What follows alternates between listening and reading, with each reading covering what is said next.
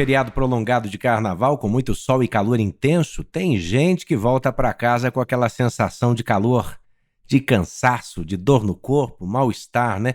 Muita gente pode achar, olha, é um desgaste, na verdade é um problema sério, cada vez mais comum. Estou falando de insolação.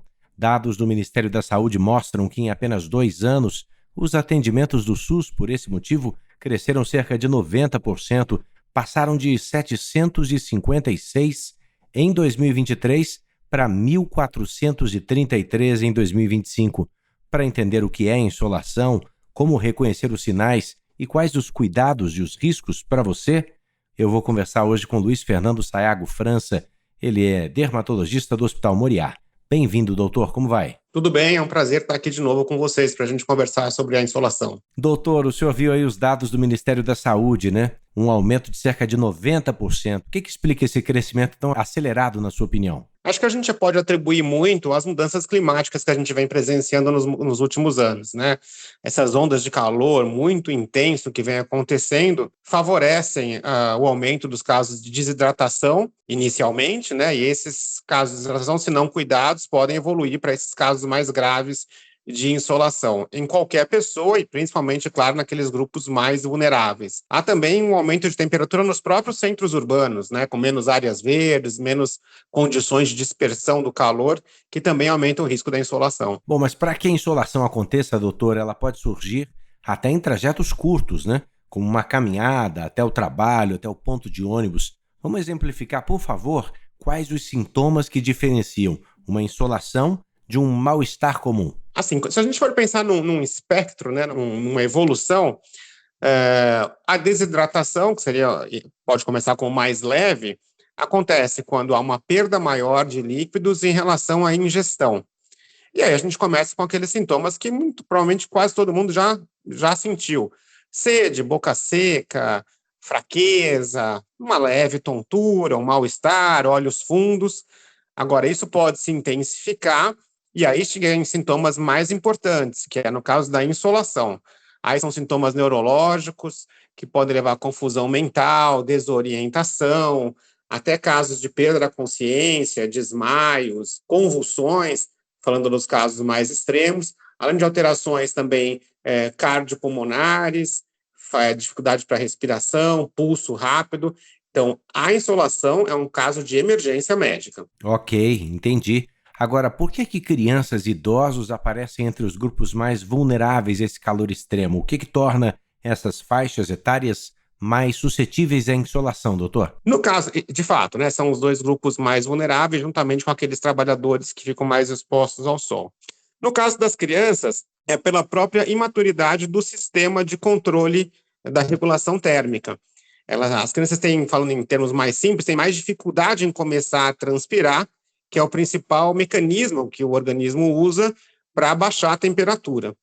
No caso dos idosos, existe já um metabolismo mais lento, uma menor massa muscular, uma menor capacidade de suar, além de, geralmente, claro, quanto mais a idade, a provável concomitância de outras doenças, o uso de outros medicamentos que tornam o organismo mais susceptível às ações de exposição intensa ao sol. Além do que, tanto crianças quanto idosos, muitas vezes, eles não reclamam, né? Não têm a percepção, às vezes, dos sintomas, não têm o hábito da hidratação, da ingestão espontânea de água e de líquidos, e devem ser sempre ter alguém por trás, nas crianças, né, os pais, os responsáveis, os idosos, os familiares, os cuidadores, para estimular essa ingestão hídrica. Interessante quando o senhor falou assim, né, perde um pouco a capacidade de suar.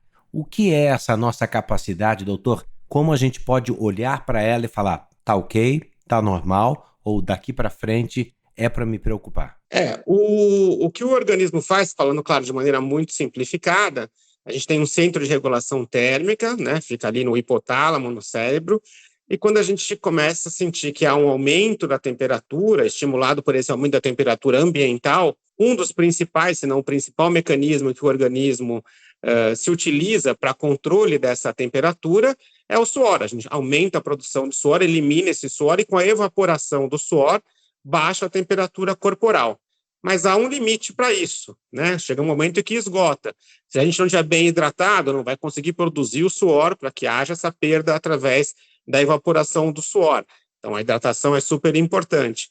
E o metabolismo alterado também vai levar a uma menor capacidade de produção do suor, que é o principal mecanismo de defesa contra a insolação. Doutor Luiz, e existe alguma faixa de temperatura ou índice de calor a partir do que a gente pode enxergar um risco de insolação, dela se tornar mais significativa para a população? Sim, existem, evidentemente, quanto maior a temperatura, maior vai aumentando o risco, mas existe uma combinação que é muito perigosa.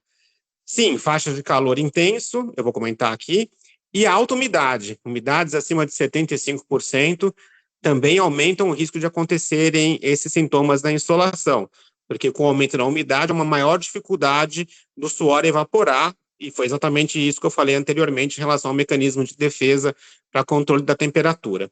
Acredito que na faixa de 25 a 30 graus, já há que se já há que se monitorar, ficar atento. Mas nas temperaturas de 31, 32 até 39 graus, extrema cautela, sobretudo se for fazer atividade física, trabalhos nessas condições, sobretudo naquele horário crítico de 10 da manhã às 16 horas. Temperaturas acima de 40 graus, aí é um perigo iminente. Bom, então é por isso que a gente escuta na televisão os alertas, os especialistas dizendo, olha, nesta onda de calor não dá para fazer atividade física ao ar livre.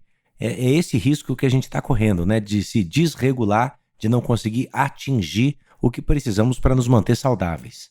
Sem dúvida. Mesmo as pessoas, mesmo os atletas, supostamente, né, teoricamente preparados, tem que tomar muito cuidado. E para a grande maioria, né, que são os mesmos atletas, digamos assim, amadores, pessoal que faz sua corrida, faz sua atividade física, sobretudo nessas ondas de calor que nós vivenciamos, por exemplo, no final do ano, tivemos um calor muito intenso de 2025, há que tomar muito cuidado, hidratação a todo momento, usar os recursos de proteção solar, fazer pausas, porque a coisa pode, embora normalmente espera-se que a insolação aconteça após horas de exposição a um calor intenso, há relatos se em condições ali na tempestade perfeita, ali calor muito intenso, umidade, um preparo não muito adequado do organismo, em 15 minutos pode se evoluir para um quadro de insolação. 15 minutos. Atenção para isso, hein? Agora, doutor, não é incomum também a gente escutar a gente falando: ah, não, mas eu me hidrato bem, eu me cuido, eu tô sempre hidratado. O que é hidratação, doutor? Como é que a gente realmente sabe se está fazendo a coisa certa? Porque a impressão que muitos têm é tomar líquido rápido demais, não adianta nada. Há que fazer uma ingestão de líquido, 2 a 3 litros pelo menos diários ao longo do dia, né? Fazer isso com constância. Líquidos que melhor hidratem, né? Então, claro, água, obviamente, mas, por exemplo, água de coco, isotônicos. Depois vamos falar talvez um pouquinho na correção dos sintomas até o soro caseiro. Evitar, principalmente, bebidas com cafeína e bebidas alcoólicas, né? Isso não serve para hidratação, ao contrário, né? Podem até piorar o risco desses sintomas aparecerem. E o calor e a exposição solar também acabam aumentando, né, os danos cumulativos à pele. Como é que a insolação e as queimaduras, doutor, se relacionam com esse risco de câncer de pele ao longo da nossa vida, hein? Perfeito.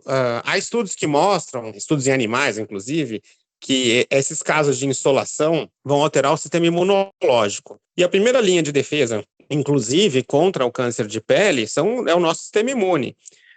As células, às vezes, podem, no processo de troca, né, a gente tem as células nascem, crescem, morrem e são renovadas. Às vezes elas podem surgir com algum defeito, vamos dizer assim. A gente tem sistema de reparação e quando esse sistema de reparação falha, o sistema imunológico vai lá e controla isso. Elimina essas células. A médio e longo prazo, se a gente tem uma alteração, uma baixa nesse sistema imunológico, favorece o desenvolvimento de cânceres em geral, e na pele não é diferente. Além do que, se há insolação, é porque houve uma exposição intensa ao sol e ao calor.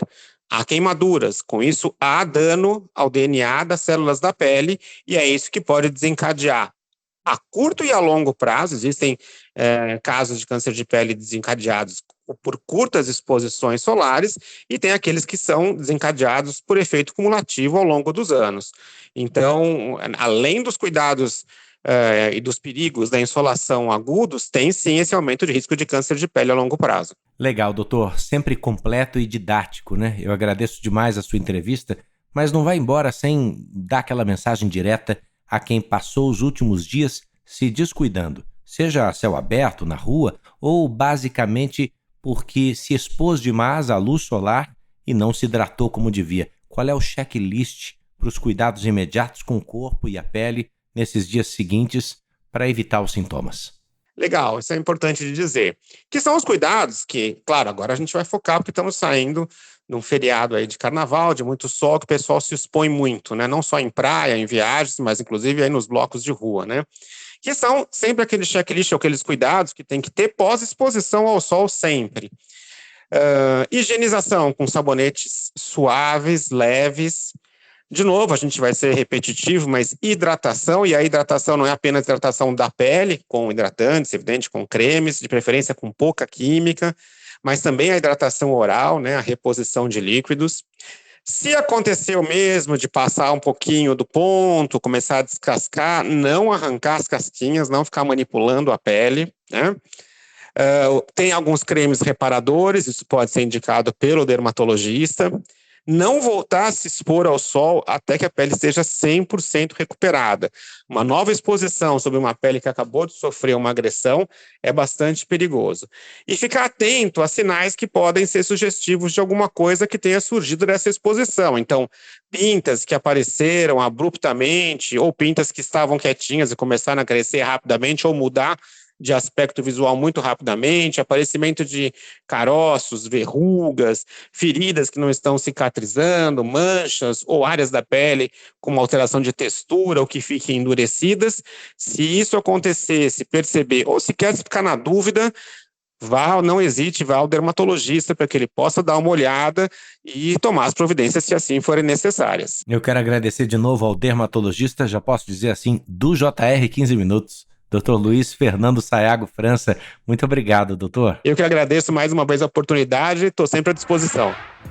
Vamos ficar de olho nessas dicas, portanto, para voltar bem, para voltar consciente e para levar esse tipo de conhecimento para a vida. Combinado? JR 15 Minutos está à sua disposição sempre no portal r7.com e você acompanha também aqui no Jornal da Record todos os alertas de clima e de temperatura, sempre com a Lidiane Sayuri, comigo e com a Mariana Godoy. Esse episódio contou com a produção do David Bezerra, das estagiárias Agatha Tavares, Bárbara Maiato e Mariana Picciarelli. Sonoplastia de Bruna Franco, coordenação de conteúdo, Deni Almeida. Direção editorial de Tiago Contreira e vice-presidência de jornalismo de Antônio Guerreiro. Eu sou Edu Ribeiro, agradeço a sua companhia e bora para a próxima.